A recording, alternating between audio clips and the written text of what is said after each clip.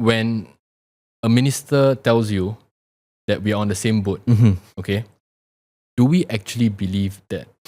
Podcast ini dibawakan khas kepada anda oleh KHALIFA Realtors. Biasanya banyak masalah akan timbul dalam proses penjualan atau membeli rumah di Singapura. Masalah HFE, loan, grant, cash ataupun faraid. Senang cakap, masalah-masalah ini memang takkan habis. Ya, memang ada beribu ejen hartanah di Singapura.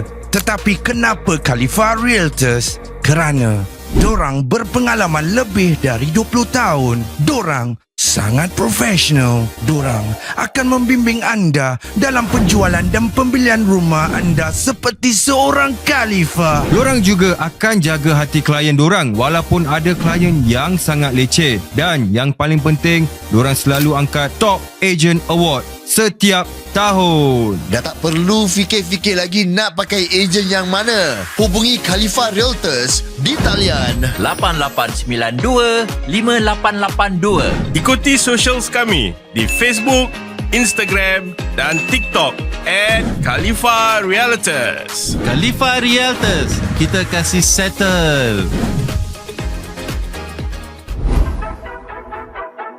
Sorry. Jom ah. KAHTEL 100 on the gas, I try to bro. Takkan silap kata bila go. Flex up on them collars, money shows. Dulu tak ada orang mention, sekarang semua on attention. We on the road, cari beras. Dapat sesuap pun tak berkeras. Keraskan hatiku, kerjakan mimpi dan lost on my peers at the pain in the past. No, I'm not sorry for knowing my worth. The blood that I've lost for a dream that I earned. It's for what you think, I'ma speak on my mind till the day that I die. It's KAHTEL till it burns. I know I'm different, I'm on my own wave. Ramai cakap, let's get it, tapi semua swerve. Banyak suka tembak nama, suka buang masa. Apa korang nak percaya? I got some people that's praying, hoping the shit that I'm on takkan last, I'm a servant. Saya nasib pun tak ada orang pasal untuk korang tengok. Sekarang was the word, sekarang kita The SDP has contested there in the past two elections, right? This was in 2015, 2020, when after Marsiling was carved out of Sembawang. Yeah. And I think at that time, Mr. Lawrence Wong was not the PM yet. Yeah. So, but just because he's the PM, we still believe that the people still have the mandate must be earned, right? So we know how difficult it will be. Traditionally, if you look at history, Singapore historical election results, right? Every single sitting prime minister in their home turf has always, except for one instance, has always scored 70%, 80%. During Lee Kuan Yew's time, even 90% plus. Yeah. So we know it's going to be tough, right? Secondly, is also what the SDP calls the Northern Strategy. So if you notice this election, generally speaking, you see WP in the east, PSP, Progress Singapore Party in the west, SDP in the north, right? So in a sense where when you contest the few neighboring JRCs, it's a more natural growth, and also it's a hedge against gerrymandering. When they go and change the electoral boundaries, if you more or less cover the entire area, you know that you can put up a good fight. But the demographics is really interesting. So according to the Straits Times, right, approximately 1 in 3 voters in Marsiling UT is from the minority race. Okay, I think that's slightly higher than national average. So 1 in 3. 1 in 3, yes. Yeah. And also 1 in 3 is age 25 and below. Or the younger generations. The younger generation, but majority of this 1 in 3, the younger generation, they will not be able to vote because you have to be 21 to vote. Yep. Yeah. So that's where, personally, what I find interesting is I hope to speak up more for the concerns of the younger generation, even if they are not old enough to vote. Because I think that some of the concerns from the younger generation might be different from the concerns of the Merdeka, the pioneer generation, right? And as to the result, I think what's important is basically the margin of victory. Okay? In a sense where I always believe that the smaller the margins of victory, right, the better the policies for the people. So you see, if you are, let's say, you get a huge margin of, let's say, 70 or 80%, right? There is a possibility of complacency seeping in. There's a possibility of that, right? Whereas if the fight is close, let's say 55-45. Like Sengkang, Like last Sengkang, election, right? 60-40. And I think Sengkang is a great example. Yeah. Because basically what they say in Sengkang is that, look, you have a WP MP, but you have a PAP grassroots advisor. Okay, I mean, because they're supposed to be partisan and whatnot. But so in a sense, right, it's 2 for the price of 1. Yeah. As a voter, you feel shook. You know, you got your PAP MP, grassroots advisor, and then you have your WP MP in Parliament to speak up for you, and at the same time, of course, take care of the town council and whatnot. So, but that is just the constituency level. Even the national level, right? If you remember GE2011 and GE2020, the margins were tight. Yeah. And when the margins are tight, the policies that come out for the people are actually better. Like in the past few years, we have seen a few policy shifts, right? Yeah. From things like, let's say, I mean, the Tudong issue. We have seen more welfare for the people and of course vouchers, right?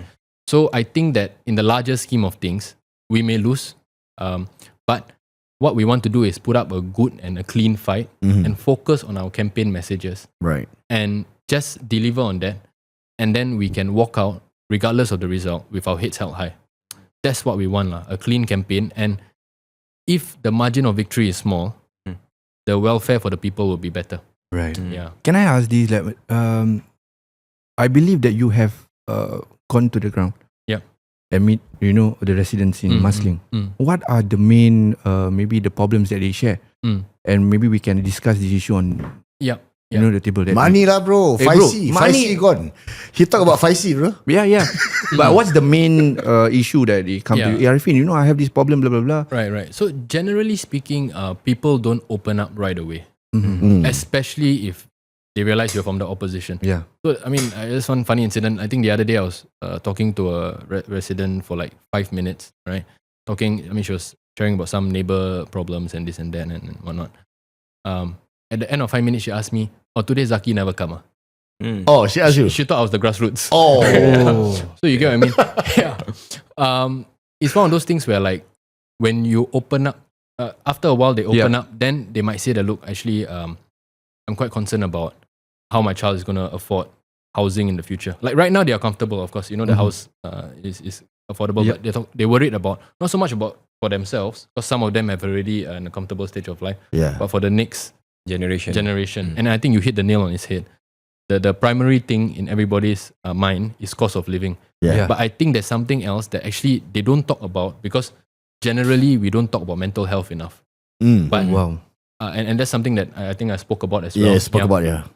And it's quite scary. Like the statistics, right, show that for young people, 1 in 3 have reported anxiety, stress, depression, either severe or extremely severe. 1 in 3. Okay. That means among the 4 of us. Yeah. Oh yeah. Yalah, Hila. I got like I say a green letter lah. Ada surat hijau. Aku cakap dengan dia aku ada surat hijau. Dia tak percaya. Kan? Syam Rahman I got a green letter right? J. Syam ada? Syam tak ada. Syam tahu aku ada. Oh. Yeah. Okay. Back to the sorry. No, it's okay. Yeah. So my fear is that this whole mental health crisis, what I call mental health crisis, right, is slowly eating away at us, especially the younger generation, Because a lot of times when you hear about the younger generation, right, I feel that when you ask them honestly, like on a day-to-day basis, right, do you think that you are just surviving day-to-day? Or are you really like thriving, like living your best life? Actually, most, according to my percentage, I think 60, maybe 50% are surviving day to day. According to what I observe, because for example, like GrabFood rider, GrabFood driver, they earn day to day. If they can earn like $150 today, they'll spend. The next day, they'll try to get like another $150. So it's difficult for them to have savings. Yeah, that is my take. But touching on mental health for the younger generations, right? Is it linked with how Singapore government is running things? The cost of living. Because in my experience, when I was younger, I didn't give a shit about how Singapore, the cost of, because I'm not going through that. I'm not applying for house yet. I'm just focusing on my first step of my career. So I would say the mental health issue would be more to personal issues, like boyfriend, girlfriend, family, right? But in relation now, we're talking about economy and we're talking about the government. How does the younger generation go through hardship when they have not, like you talk about the Merdeka and the pioneer people, they've been through it. But I would say as a working adult right now, in my 30s, I'm experiencing the hardship of having to settle down for a house, having to pay for this and that, medical bills, Having kids, bro. having kids, right? Parents, Yeah. right? Parents, I think, go through much more trouble in terms of how Singapore government is running things, like medical costs, hospital bills, housing costs, Subsidies, you know. yeah, everything. But as a for the young ones, I think they are going. I'm not saying they are not going through hardship. Of course, I understand. I've been young before, but I would say it's not as distinct as It may not be linked to the larger, small personal. the 25 and above. They are going through like the tougher, like, I have to settle down this. So what's your take on that? Yeah, no, I think it's true. But sometimes it's this kind of interplays and interlinks that we don't really like express enough about, right? Of course, all this is anecdotal, right? But sometimes even things about like, okay, what time should school start? Okay, You know, do kids have enough sleep? Yeah. Or you know, when PSLE comes, the kind of pressures they face, and sometimes it's not even the kids, no, like the parents face more pressure than the kids when it comes to PSLE. Yeah. okay, You know, so yes, a lot of times the issues are personal, but sometimes just the stresses of everyday life, right, can take a toll, right? But that's not to say that people don't have personal issues. Sometimes like people can be very comfortable in life, living a life of luxury, but at the same time having mental health issues. Yeah, they are. Yeah. But is it, sorry to say, is it safe to say that it's linked with the parents' stress?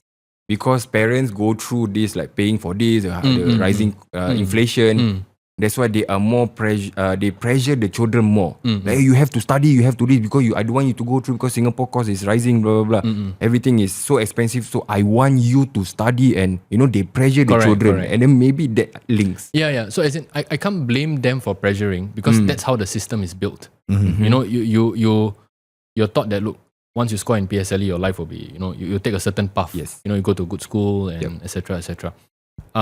But I think that's sometimes what we need to relook at as a society. You know, I've heard young people say that, look, actually, I mean, don't talk about the cost of having a kid and the mental capacity needed. But sometimes I hear the question is, okay, if I have a kid, right, do you want to put them through the Singapore education system? Yes. You know, sometimes they thought about that. Yeah. I mean, and of course, those who are more well off, they can consider homeschooling or private schooling. Yeah. You know. So, I mean, and some people say there's a big difference between, let's say, sending your kid. I mean, I think most of us went to PAP kindergarten. Yeah. Right? To PAP kindergarten and compared to like some brand name schools and whatnot. So, a lot of times, these pressures seep in from young. Yeah. So, yeah, I cannot blame the parents, but at the same time, I don't think we can completely divorce it from the system that the society is built around. Like, end of the day, you know, sometimes when you see all these GDP figures and whatnot on TV, but the question I ask is, does this so-called wealth that the nation enjoys, does it go to the people? Do we, the people, feel part of it? You know, Because in your statement you did say that we are on a sampan, but the leaders are on a mega yacht. No, because that was, I mean, that part we've called a lot of people. Like, some of them will like call me and say, "Hey bro, are you on your sampan?" Or whatever. But I think that one is more of basically talking about how, as a society, right? When a minister tells you that we are on the same boat, okay, do we actually believe that? Do we genuinely believe that? Yeah, I know he wants to be on the same boat. He wants to show empathy, right? But are we really on the same boat with them? Yeah. And also, I mean, just the day-to-day stuff, like, okay, we say like every school is a good school, right? But how many of them actually send their kids to neighborhood schools? Do we know? I mean, I don't know personally, right? Yeah. And then, like, on a larger scheme of things, it's like if we take public transport, right? Every day in the morning, in the trains, in the buses, you just look at the faces of the people around you. You know that there's a certain level of what we call like sian. Sorry. Yeah, like stress. Like, you can see that they are stressed. Yeah. So this day in, day out, especially if, let's say, the train breaks down or whatnot, you know, or if there's a jam and then your Grab search pricing is insane. Yep. Right? So these daily stresses, do we honestly expect the people in power to relate to these things? Yeah. So sometimes I think that it's important to use platforms like this, right, to talk about these issues, right? Regardless of where you stand, we can completely agree to disagree. Yep. But I think it's important that we have these conversations so that we can take it forward. Because I believe that no matter what, we can completely not see eye to eye on things, right? But as long as we have the space to talk, we should. And we shouldn't just sweep it under the rug. And pretend that everything is okay. Okay. Yeah, so that's generally where we see things. Fighting against the party is so powerful for donkey. Which party? Yeah. Why do you like? What's the main reason that you enter and you want to fight? What's your purpose? What's the purpose? What are you fighting for actually? Yeah. Okay, Because so- the higher percentage, I assume, it will goes to PAP to win. Yeah. I assume, Traditionally. Yeah. As in- But who you support? I know my vote is Sundila. Sorry, yes. He's my MP, no? Yeah, he's good. He's Yeah. a good guy. Yeah, he's very hardworking. He's a good No, guy. he's really my MP. Yeah, really. Yeah. Yeah, he's a good guy, but I really want to interview him, but yeah. You should come down. Yeah. I'm calling him out actually. Yeah. So what's your main reason? Yeah, I think basically if you look at the history of the SDP, especially Dr. Chee Soon Juan, Dr. Paul Tambaya, they have been very, very consistent about things, right? So it's the only party, because a lot of times people like to say, oh, you all only oppose, where's your solution? Yeah. Right? So honestly, I would say that if you go to the SDP website, right, you will see very detailed policy papers, of course, drafted with the help of a lot of volunteers and experts, right, on housing policy, education policy, healthcare policy. Dr. Paul Tambaya, of course, he has served as a doctor for many, many years. And these policies, some of it, right, the SDP has been so consistent about it that there was a book that Dr. Chee wrote in 1994 called Dare to Change, right? And some of these policies, like for example, abolishing streaming in schools. Like, why do we put kids through such a tough streaming? I think during my time was around primary 4, primary 3, primary 4, we had a whole streaming and everything. Right. So a lot of these policies that when they were not popular, SDP has stood for it. Because I always feel like it's very easy to stand for something when it's already popular. Right. But when it's not popular and you speak up for it and you push for it and you advocate for it, sometimes the government of the day may even adopt the policies. Of course, in baby steps, or sometimes they may not call it the same name, So, but I think the general idea is that SDP is personally, I feel that it's been competent and consistent. The consistency is very important because, things can happen on a day-to-day basis, but where we stand over 5 years, 10 years, I think people can see through that. Wow. I just want to touch this. Because you are fighting, like you're in the opposition. Okay. I believe maybe a few or a number of your family members are supporting originally the PAP lah. They support you strongly? So when they know you as the opposition, macam, how lah, even you, alamak, then how? Like cousin maybe. You know, do you? They maybe your uncle lah. No lah, I'm still go with. I want to go to the white. Yeah. Why I need to go to my anak saudara? That's right. Who is him? What does he know about? Yeah. I think there will be people on both sides, and frankly, sometimes it's like the people who are the loudest, right? Yeah. Might go to the ballot box and vote the other way. You get what I mean? So hypocrite. So for me, we have always been focused on the issues. Means look, end of the day, as long as we are focused on what are the things that need to change, right? So let's say for housing policy, let's say we all want housing to be more affordable and accessible. Okay. How we go about it, how we reach there, the different parties may have different ideas in their manifestos. But I think as long as we can agree on the broad points, because at the end of the day, right, we're all, honestly speaking, we're all Singaporeans. None of us want the country to fail. Right. In fact, all of us genuinely want Singaporeans to lead a better life and to thrive and to have less stress. Yeah, whether it's personal stress or societal stress. And I think that as long as our heart is in the right place and we are committed to the cause, I'm totally okay whichever way they vote. So SDP have a solution for housing prices. Yes. So like so far currently now housing prices are on a high. It's very high. So we are given a lot of grants to buy afford HDB flats, for example. So like for SDP, is it okay for you to like give a solution? Sure. The SDP has put out this non open market housing policy, right? Okay. honestly, the policy paper is so detailed that it has a lot of formulas in it and stuff like that, right? So what I would suggest is to go to the website, the manifesto, to just get a brief. I mean, don't need to read the formulas and everything because I will get lost, right? But then you can just read the brief proposal of what it proposes. I think Shah, you put out a video recently. Sham, sorry, okay, Sham.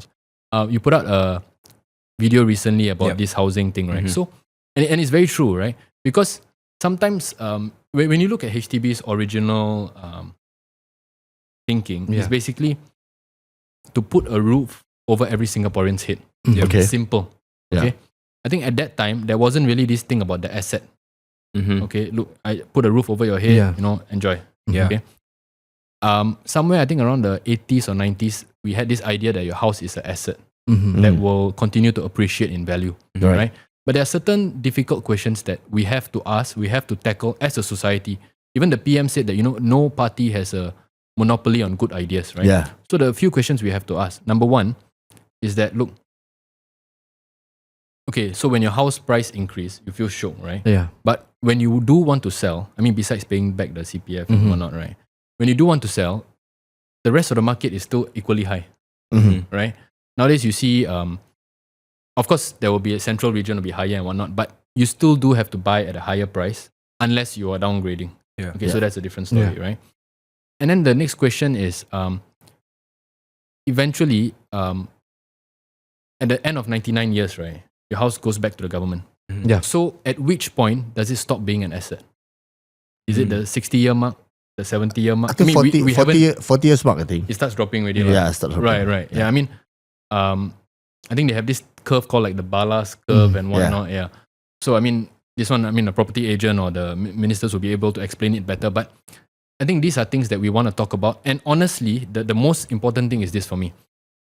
We have all heard stories about the 80s and the 90s, right? Where blue collar workers, taxi drivers and whatnot, they can put food on the table for the family, right? Raise 2-3 kids, have a nice HDB house, sometimes even mention it and whatnot, and then maybe even have a car in the 80s and the 90s, right?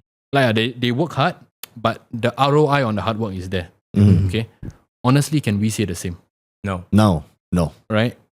So I think these are questions that we need to ask. Yeah. And we need to have open conversation about it because I don't think it serves anyone if we just say that housing is affordable.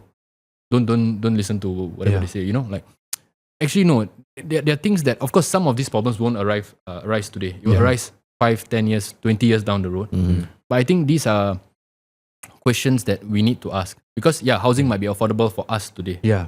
I'm not saying it is but it might be, but then how about the next generation? Yeah.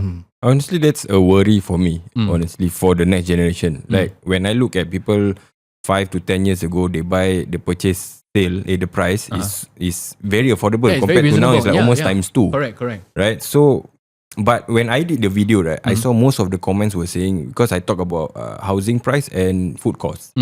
Okay, we go a bit lower lah. Food costs, day-to-day living. Kopi all now increase price. Nasi lemak, nasi padang. Expensive, right? $1.50, So, one of the most common... because I buy coffee, I buy coffee. One of the most common comments that I saw is all the prices are rising, but not our salary. As an opposition, how would you tackle that? And how... I don't know, maybe is it you decrease the price of the inflation? You can't do that, right? But how, as a business, you can't go into all the business and say, hey, go increase your salary. Can the Singapore government do that? Yeah.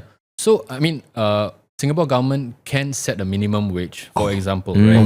Minimum wage, Yeah. No, as in, just to answer the question of can it be done? Yeah. Whether it should be done, of course, is a different question. Yeah. And I mean, and if you can set a minimum wage at a certain amount that doesn't affect the market too much, that can have its own effects, right? But 2 points, right? So for us and the SDP, right, we are very focused on things that we can control. Okay, so like recently, people have been talking about Trump's tariffs, yes, okay, and how it might affect. But then this guy is somebody who says one thing today, and then next week he will change his mind. Right? So of course, we need to safeguard against that as an institution, whether it's Singapore, ASEAN, free trade agreements, whatnot. But then there's something that we can do internally, right? Which is to reduce the GST, right? Because GST, right, is not just a 2%. Because when somebody raises the GST by 2%, right, the price of your coffee doesn't go up by 2%. because it's supplier to supplier Correct. to Yes. supplier, and then there's so many people, middlemen, the supply chain. Correct. By right lah, if it's a 2% increase for $1 coffee, so should be $1.02. $1.02 usually coffee shop owners can absorb. Okay, but you don't see 2 cents increase and you see 10 cents, 20 cents, sometimes 50 cents, right? So the question is, look, at that time we were going through a lot of inflation, a cost of living crisis. Why was there a need to raise the GST not once but twice, right? And if you go back 10 years, right? Yeah. If you look at the 2015 elections, so the Workers' Party, I remember them saying that, look, if you give PAP a very strong mandate, they might raise the GST. And Lee Hsien Loong, I mean, the former Prime Minister, now Senior Minister Lee Hsien Loong, he actually said that, look, this is like, we will only raise GST if there is irresponsible spending. Okay, so I'm not saying that the government has, in fact, they are very responsible to the point where we have large surpluses every year, right? So of course, the other question we ask is, without touching the reserves, shouldn't we use more of these surpluses to help the people? Yeah. And okay, you look, a lot of times, right, let's say when an employer has to choose between a Singaporean and a foreigner, Right. he might go for the foreigner. I mean, after all the checks and whatnot, right? You know, you have the hire Singaporean first and whatnot, but he might choose a foreigner because it's simply cheaper. I went through that. Right. Yeah, I was going for an interview for a safety coordinator course. So I was sitting beside a foreigner, also have the same cert. And the boss, the boss chose him because one thing, he can overtime. Yeah. And he don't have to go back home. He can just overtime. Right. Yeah, I can't overtime because I have a family here. All right. So after work, like for example 5 p.m, 6 p.m, I have to go back home with my family, right? Second thing is he can take a pay half compared to mine. I was asking for 3K, he don't want to take 1,500. So I lost. Yeah. Because your boss is a cheapskate. No, you know, you hit It's my punchline. Yeah, I see. No, because it's true. What that is, right? What we want to prevent, we're not anti-foreigners or anything. Correct. Like that. Yeah, of course. What we want to prevent is exploitation. See, for example, if there is a minimum wage, if you set it very low, let's say 1K, 1.6K or whatnot, for example, but basically you're trying to send a signal that, you know, let people have some dignity, don't pay them below this amount, right? Yeah. But if you do have a minimum wage, competitors, you won't have this scenario. Right. You get what I mean? That means there is not much of the unfair exploitation. Yeah. And a lot of this, our foreign workers and whatnot, I mean, I really think that they can be exploited quite badly. Yeah. I mean, yeah. Talking about minimum what minimum wage? Let's put on the table. What's the minimum wage that individual gonna put? Okay, wait. Maybe we change the topic a bit. Okay, do you have kids? Oh, yes. Okay, you have kids? Not yet. Not yet. On the way. Okay, On the way. Not yet. Oh, okay. Not yet. Not that you know of. Not yet. Not yet. Yeah. Okay.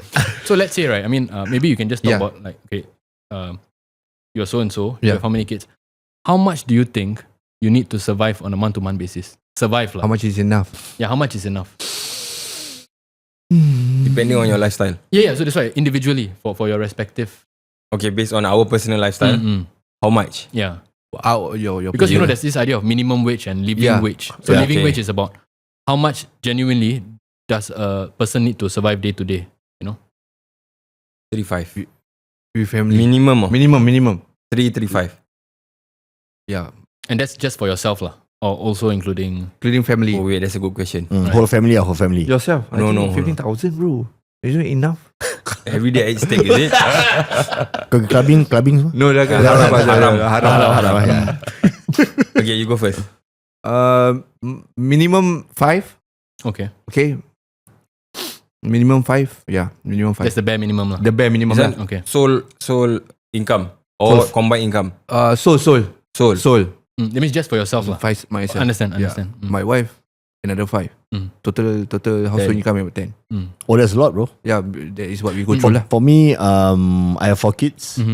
If let's say no helper, no car, just a 4-room HDB flat.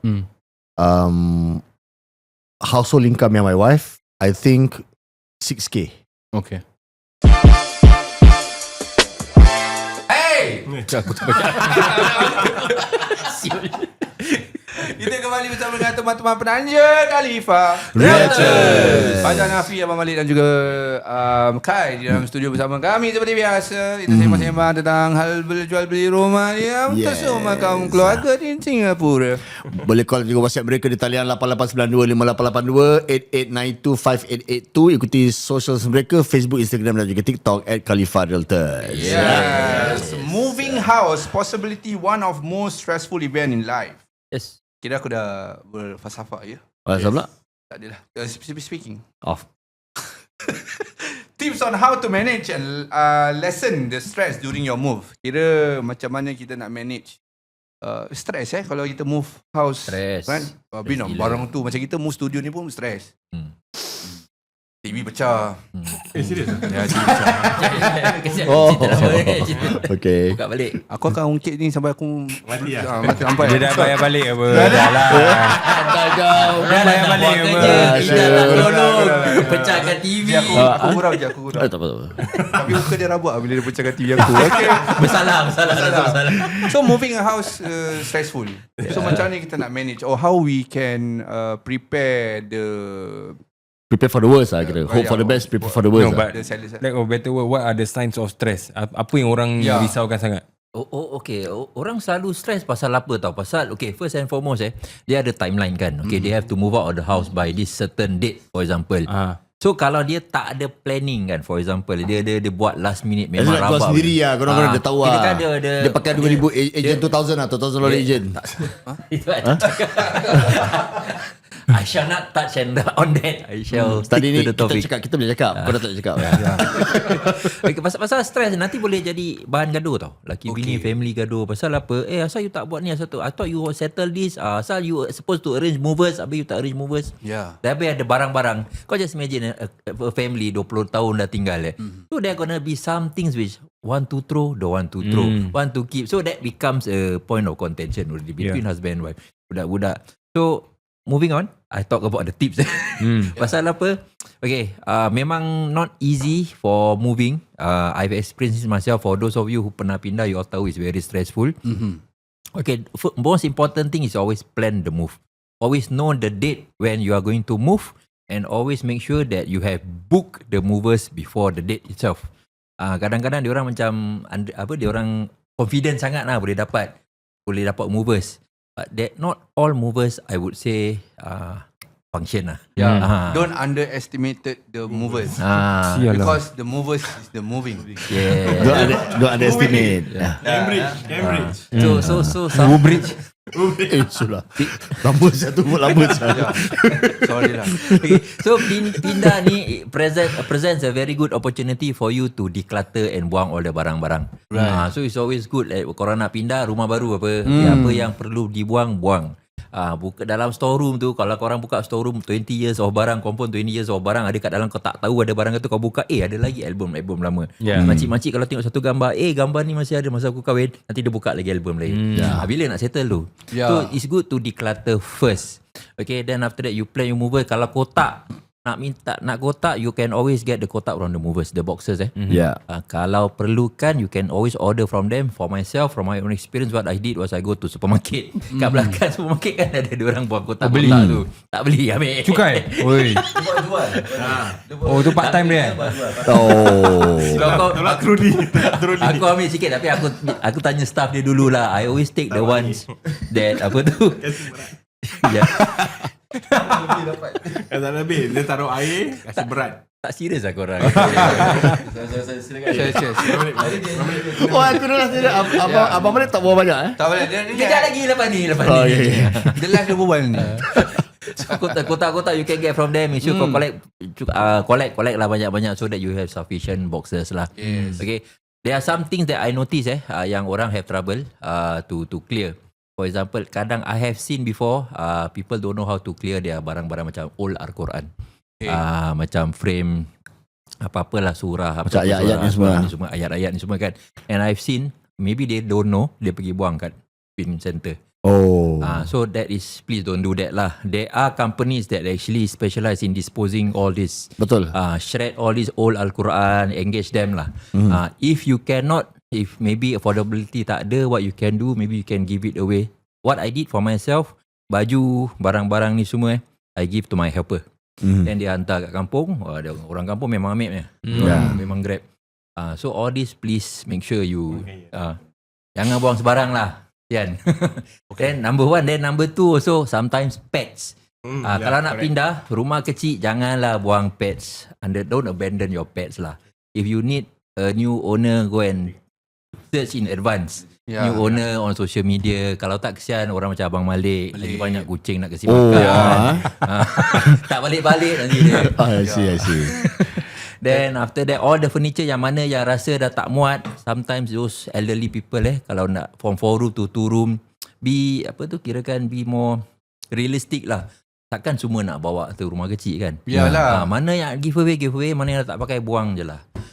So all this requires planning and don't leave it last minute. Kononnya macam 1 minggu before ambil cuti, penat tu. Penat. Dia nak kena buat sikit-sikit. Buat sikit-sikit. You play every weekend, buat sikit-sikit sampai bila dia nak pindah, ada one time whack. Pernah tak macam let's say orang your client dah pack semua kan. Sekali dah pack, habis pasal nak kena bawa barang-barang semua pergi satu rumah dulu untuk sewakan. After that baru boleh pindah rumah yang diorang dah beli. Biasa. Itu kira leceh tak bro? Itu memang leceh, but it is quite common nowadays. This is something which I think is acceptable. Pasal when we want to sell, this one, why people do that is because of timeline. Manage timeline. So when we want to sell, selalu orang tak macam don't give out extension. That's why orang kena pindah 2 kali. So we always propose this to our seller. Do you have a interim place to stay while waiting for the new place? Kalau ada, okay lah, then you pindah 2 kali. But of course we highlight to them, leceh ni semua have to plan ahead lah. Nak kena prep them mentally. It's not going to be easy, but if they are okay, then we go ahead without extension lah. I see. There are many companies that offers storage space for this short term, 3 months, 6 months. Actually movers pun ada actually. Movers pun ada. They also provide this storage punya. So you use their movers, then after that they will put dekat dalam punya storage space until dia dah nak move out, nanti use the same dalam punya service, then tu angkat sekali barang-barang diorang. Movers ada Ada. Certain companies have. They have. I see. Tapi ada timeline lah. Macam you just ask them how long you want to put in. Book in advance. So you want to put 3 months, 4 months, nanti diorang tinggal kat situ lah. Because they will wrap nicely, and they will put dekat dalam punya storage space. Dan bayar diorang je. Is it cheaper? Compare a bit cheaper lah. Boleh try lah. Tengok company lah actually. Tengok dia punya movers. You know what happens kalau kau tak plan tak? We have come across completion handover. Kalau kau tak plan moving betul-betul, kalau last minute, we pernah handover pukul 6 and datang makcik masih tengah masak kat dapur tau. Alamak. Serious bro. Barang masih belum clear. Nasib baik that buyer of mine was very nice lah. Dia pasal dia nampak that is moving in progress, but it's still masa barang-barang tengah masak-masak masih dia nak keluarkan barang dari icebox, konon nak habis nak masak, konon tak nak. Tak syok lah. Tapi everything was informed in advance. Makcik barang je. So apa yang Kai share ni semua is whatever you see in real life. Tapi I have this experience because of timeline macam moving out. Kalau you plan, even dia dah plan so ada extension, right? So the buyer supposed to give the 3-month extension, and my seller dah renovate rumah in the midst of renovating the new house. So diorang force my seller to keluar. Apa tu nak buat? So kita tak ada choice because rumah tu rumah dia, and they cancel the extension. Extension dah ni kan, kena It's very grey area tau, where buyer cakap rumah aku dah cancel, kau kena keluar. Correct. If you notice, then seller pula, Malik macam mana ni? Cakap, jangan keluar lah, lawan lah. Macam kita ada extension legally. Legally okay. Dengan register dengan HDB. Lepas tu kita ada lagi surat mengatakan. So my seller pula lembut hati. Dia cakap tak nak lah, nanti leceh. Dia nak start panggil lawyer and everything. So dia tak nak contest. For me is I always fight for my buyer or my seller. Dia cakap tak payah keluar, jangan kita lawan. Nak telefon polis, biar telefon polis. Let them do the legal way. We do the legal way also lah. Then my seller turn buyer tak nak kecoh. So at the last minute, dia kasih tinggal. Dia mention it, dia beli mention it. My seller ni juga mention it. Dia cakap, okay, kau boleh tinggal atas lah. Tak apa, kat bawah ni dia renovate. Boleh. Habis orang nak turun tali ke? So, tak boleh kan? So, I told them, tak make sense pula. Macam ni sengaja nak suruh kita keluar lah. So, luckily my seller, dia cakap tak apalah. Dia last minute malam tu juga dia panggil movers. Dia engage the movers, bawa pergi storage, diorang pindah pergi rumah bapak dulu. Aduh. Nasib baik ada rumah bapak yang kosong. So benda macam gini is unexpected lah. That one I think is kita tak, no matter how you plan, things may happen this way. So you must prepare for the worst. Correct. Your mindset nak kena be positive. Tak apalah, ni benda ni sekejap lah what to do. Right. Kita dah ikhtiar terbaik, then this thing happen. Maybe ada baik hikmahnya. So this is called critical conflict. Critical conflict ni only KHALIFA Realtors can settle. Kalau macam let's say korang ada last minute kena pindah rumah ke, kena keluar rumah, kena halau dengan gurga ke, tak, aku rather than them. Jangan lupa hubungi mereka 24 hours hotline. Okay, tapi kalau korang WhatsApp orang pukul 3 pagi, they might reply pasal orang sembang tahajud. Okay, kalau pukul 6 pagi subuh lah. So jangan lupa hubungi mereka di talian 8892 5882 8895 882. Ikuti Facebook, Instagram dan juga TikTok mereka @KHALIFA Realtors.